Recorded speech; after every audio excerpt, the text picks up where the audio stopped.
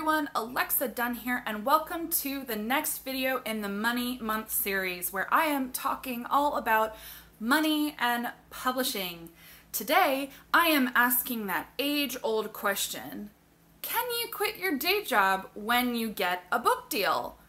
And the answer is maybe? It's usually no, though. I'm front-loading you with the bad news. Some people can, most people can't, but I'm sure you're wondering, who can quit their day job when they get a book deal? And that's what I want to talk about today.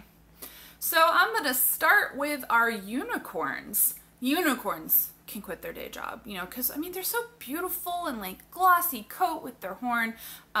Seriously. So unicorns are those publishing deals that you hear about or you read about that are insane. I'm talking like at least $500,000. That's the major deal territory, or seven-figure deals. So when you get into $1,000,000 territory, you can like take a bath in like $100 bills at that point. That's like fanning yourself with money, like throwing yourself back onto the bed in the pile of money, except don't do the whole like wife Demi Moore thing. Oh, guys, I'm so old. My references.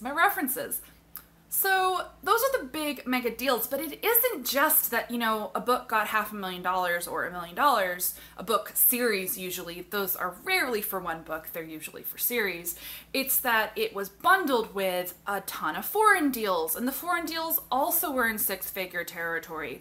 A movie deal, and the movie actually gets made, or the TV show, because a lot of things are optioned, but they're not always made into movies.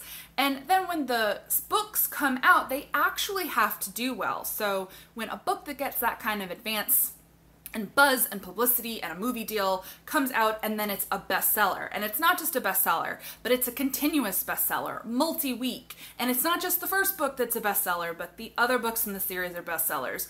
Those are people who 100% are going to be making their living off of writing books. They will be writing full-time. They can quit their day job. In fact, they probably quit their job when they got that deal because of the pressure that was on them to now, push out the rest of this series. And typically speaking, when you do get those unicorn deals, you can quit your job more or less right away, and in many cases your publisher and your agent are going to expect you to do that because of the amount of work that you're going to have to put in to make your book and your series a success. That's not just writing the books, that's also promoting the books. And the double-edged sword there is that, what if it then tanks? Always have a long game when it comes to quitting your job, folks. Like, don't burn bridges, like don't walk out the door like, and like, be nice and keep your skills fresh just in case you have to go back to work later. So those are your unicorns, and I'd say that's like 0.1% of authors. It's so rare and so unlikely to happen that I wouldn't bank on it. The next category of author who can quit their day job is those who have a partner who is not only gainfully employed, usually in a full-time job, but makes pretty decent money and has a full complement of benefits. And essentially, that author can then quit their day job to focus on writing full-time because the, sporadic book payments and the high taxes and the advance isn't as big as you think it is just doesn't matter as much because you have a partner who, makes $100,000 a year at their day job, and it comes with health benefits that they can share with their partner. It's a lot easier to quit your job when you do have a partner who is steadily and gainfully employed, and then you as a couple can have that conversation and, make the decision that the writer would then do the writing full time. Because writing full time is just, the money is not a lot of the time, and it comes to you sporadically. If you watch my first video, I break down kind of, how spread apart the payments are. And, in publishing tends to run payments like every 6 months. It's just super sporadic. And most books don't earn out, so you can't always bank on royalties, etc., etc. So that's why you really need someone else in the relationship who has steady income. The next category is a subcategory of supportive partner, and that is rich parents.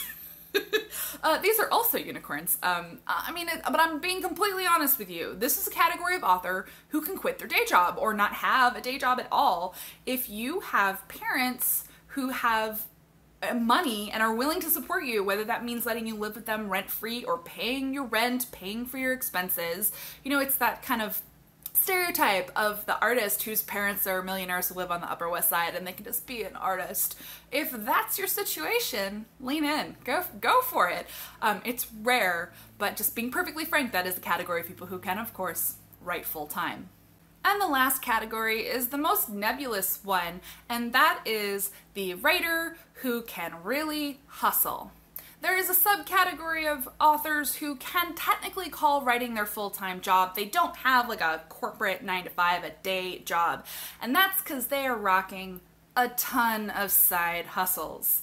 Though, is it really a side hustle if it's all writing? So these are the writers that I've seen who they write in multiple genres. So they have multiple books a year going simultaneously. So they have multiple book deals that are paying at various times, and that money kind of adds up. They have additional freelance writing gigs. I've seen a lot of authors who teach. They teach craft classes and writing classes on the side in order to supplement their income. There's also writers who double as editors. They have freelance editorial businesses, though I am going to say I have a lot of feelings about that, and yes, I am going to do a whole video about that, not even as part of Money Month, just all about how to vet someone who's put out a shingle as a freelance editor.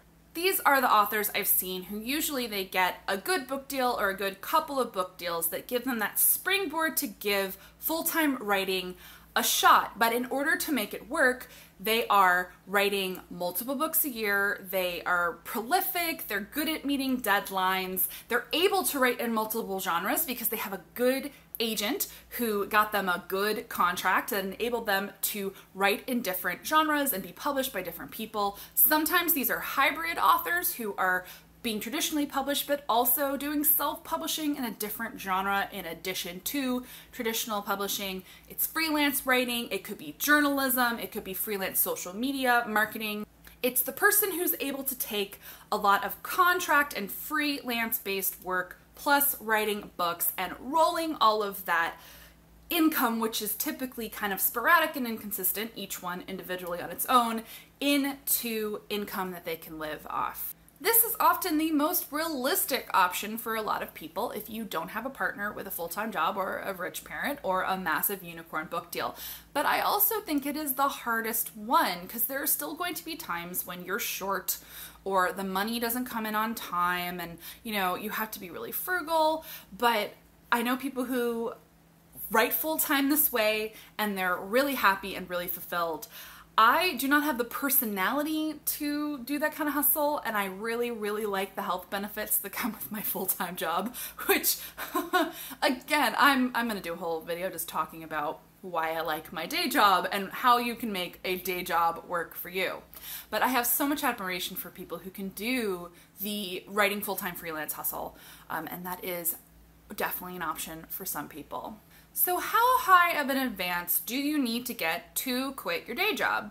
So this is going to vary widely. It's going to depend on your situation. So I'm going to tell you, if you're a single person, it's going to be harder and you're going to have to get a much higher advance to make that happen.